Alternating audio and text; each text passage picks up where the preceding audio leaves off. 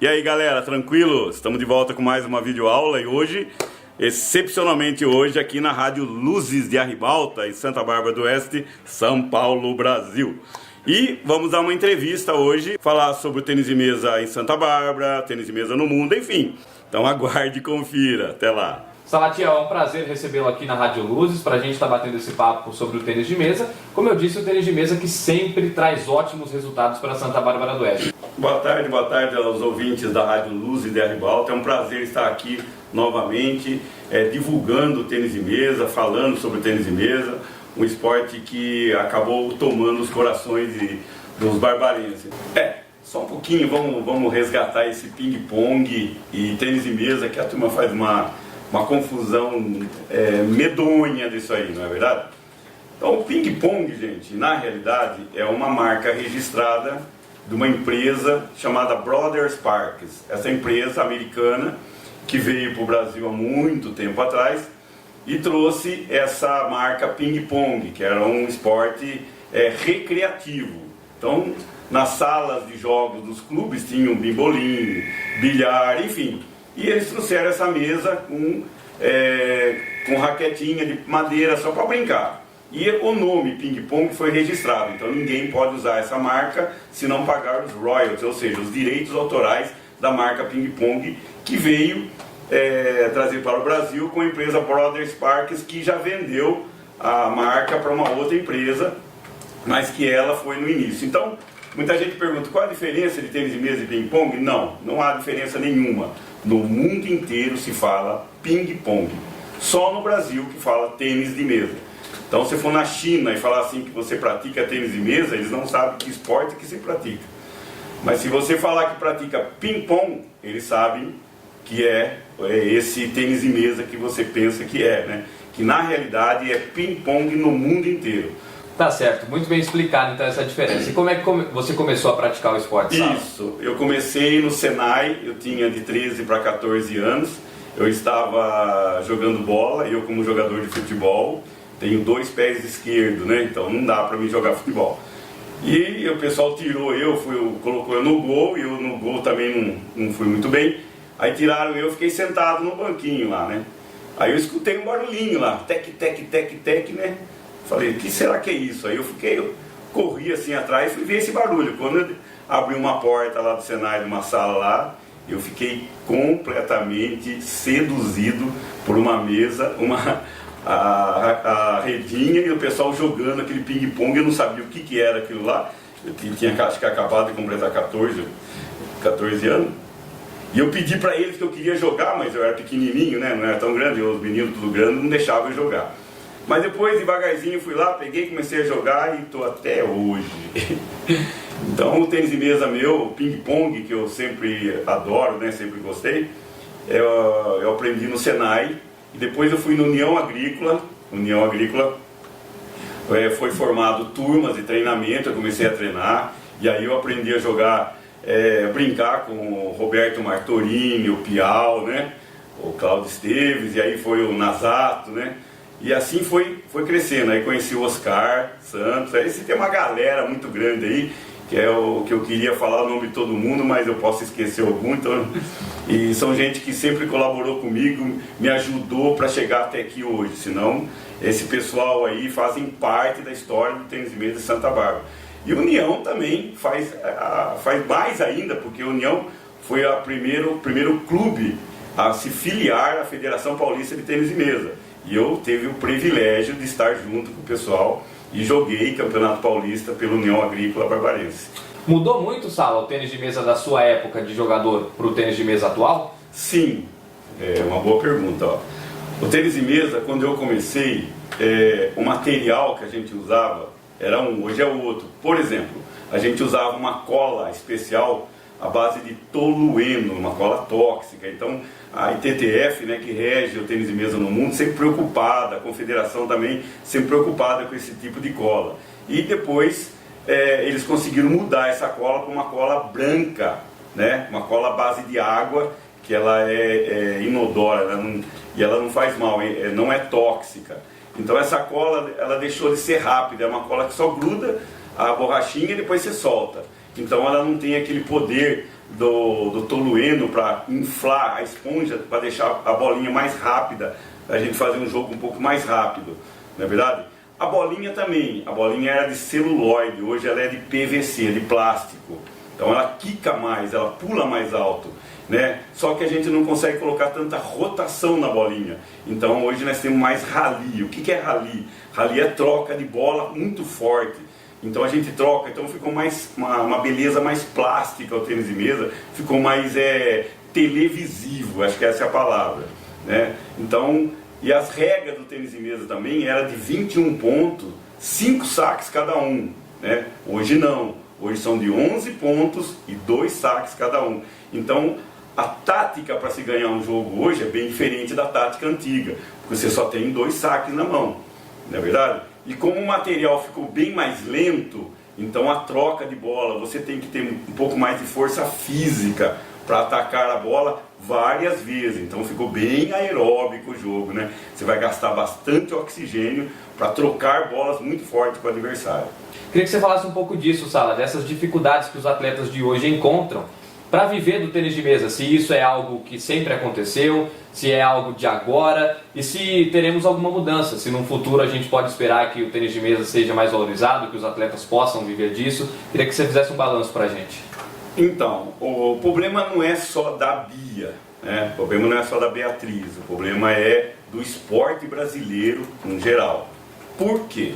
Porque você pode ver, ó, meu filho também, o Salatiel Júnior, já ganhou N títulos com o tênis de mesa por Santa Bárbara, já ganhou, já viajou para a Europa, enfim.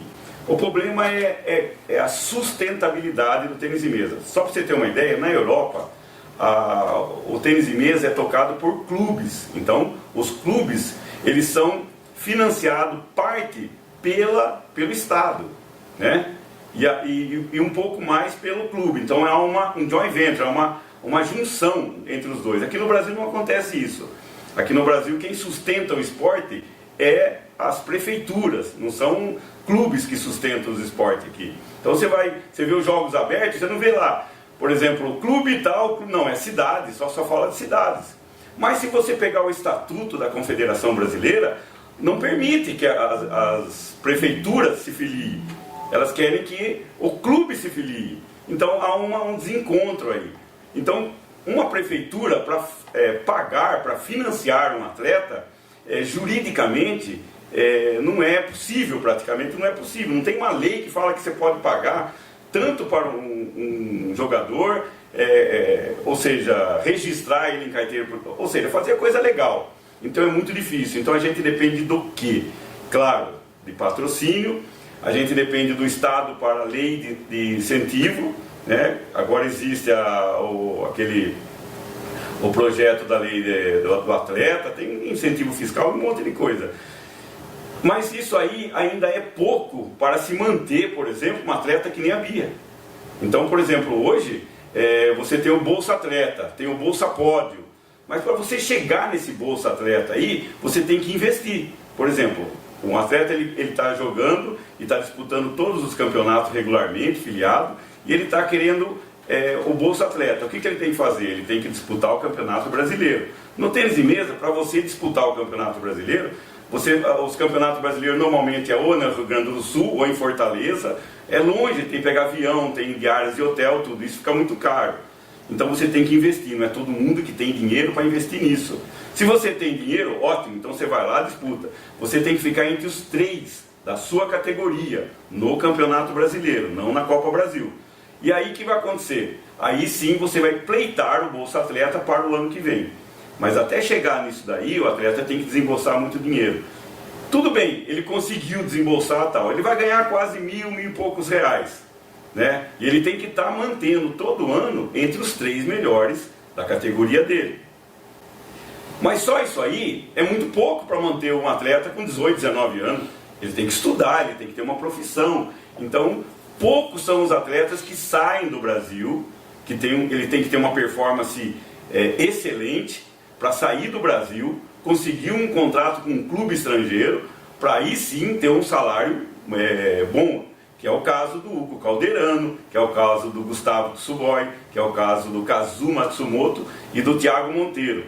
E agora a gente tem duas revelações também, o Vitor Isch, que está jogando, e o Eric Joit, que estão jogando na Alemanha, dois atletas assim, uma na faixa de 20 anos, que estão lutando para ver se consegue isso aí. Eles estão no clube Ossenhausen, da Alemanha, junto com o Calderano, e o Calderano está dando um apoio para eles lá.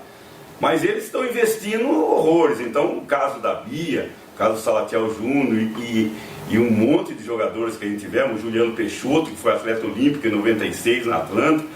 Então, é muito difícil o esporte. Isso não é uma particularidade do tênis de mesa. Isso acontece com o judô, isso acontece com o basquete, acontece com o vôlei, enfim.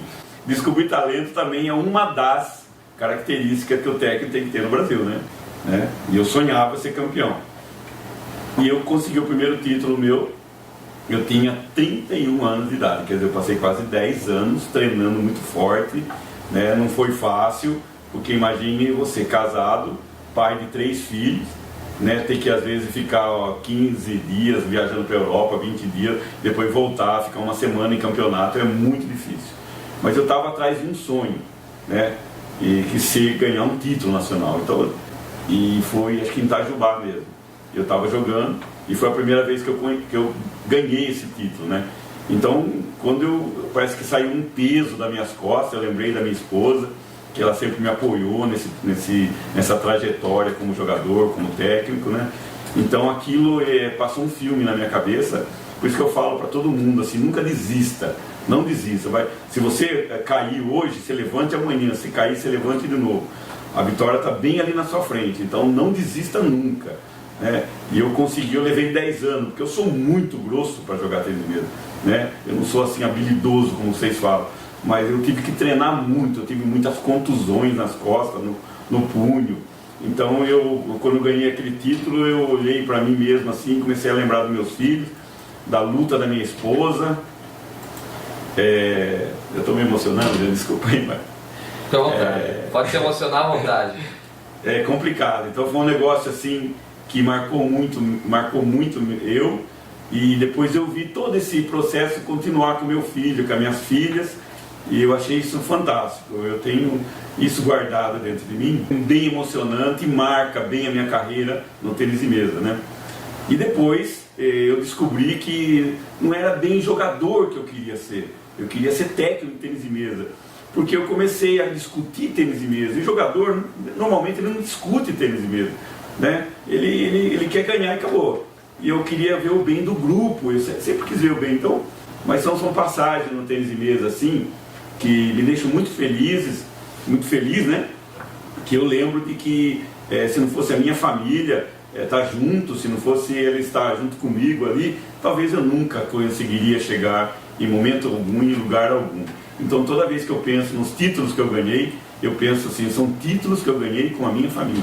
Então eu não sou campeão de tênis de mesa, não. A minha família é campeã de tênis de mesa. Eu simplesmente fui lá e conferi aquilo que eles me proporcionaram, na verdade. E aí galera, que tal? Legal, né? Então tamo junto. Não se esqueça de se inscrever no nosso canal. Favorita nossos vídeos. Até lá!